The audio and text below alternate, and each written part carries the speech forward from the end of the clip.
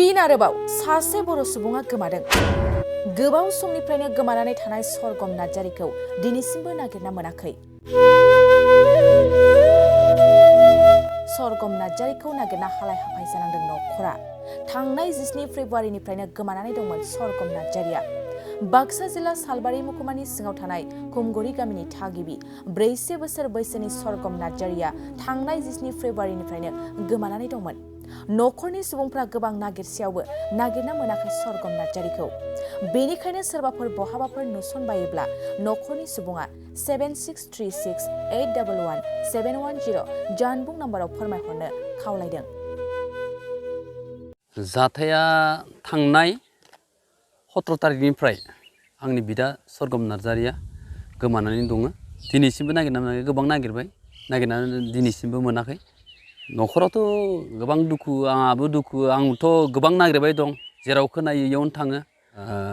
आं बाक्सानि, बेनिफ्राय गामि खुमगुरि, पस्ट अफिस रपहि, थाना सालबारि होदोंमोन। सालबारि थानायाव होनाय जादों। बा रायजो राजानिसिम बेखौनो खावलायो, आंनि बिदाखौ सोरबाफोर नुसनोब्ला आंनो खोन्थाहरबाथाय आं गोजोननाय मोनगोन। गोबाव सम जाबाय, 17 तारिखनिफ्रायनो आं दिनैसिमहालागै नागिरबाय दङ। बयगा 40निफ्राय 46। ड्रेसा जिन्स लंपेन्ट ओमफ्राय सार्ट गानदोंमोन, ओमफ्राय आथिङाव सेन्देल गुफुर, ओरै जथा रखम सोना लानाया, बेखौ गानदोंमोन आरो। आंनि बिदाया जायखिजाया एसे गाहायै दङ, बेनिफ्राय एसे ब्रेननि एसे डिफेक्ट दं आरो। ब्रेननि डिफेक्ट दङ। बेनिखायनो जायखिजाया आंनि बिदाखौ सोरबाफोर नुसनबायोब्ला आंनि जानबुं नाम्बाराव 7636811710 जानबुं नाम्बाराव खौरां हरोबाथाय आं गोजोननाय मोनगोन, आंनि नखरा गोजोननाय मोनगोन। दा रायजोफोरनिसिम आं बेखौनो खावलायो, जाहाथे आंनि बिदाखौ नुसनबायोब्ला आंनि नखराव खौरां हरोबाथाय आंनि नखरनि बिमा, आंनि फिसाला दङ, बा आंनि हिन्जाव दङ, बा आंनि बाय बाहागि गासिबो जों नागिरथिंबाय दं। आरो मोनोब्लाथाय जोंहा नखराव जाथि बंस'आव जों गोजोननाय मोनगोन।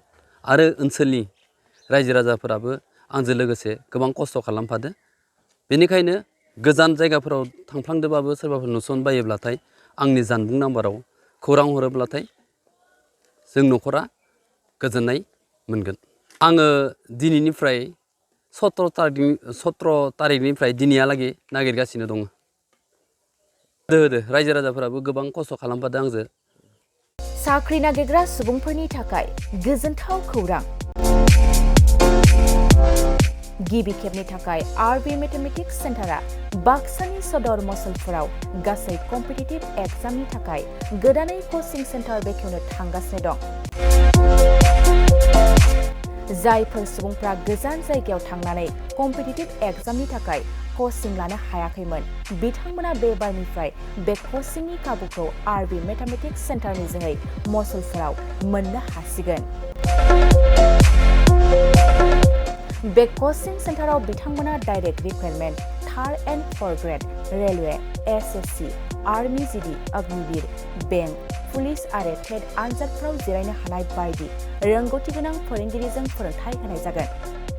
बे कचिं सेन्टारनि सोमोन्दै आबुङै मिथिनो थाखाय 9101450597 6900584714 आरो 9365132228 जानबुं अनजिमायाव खौरां लानो हागोन।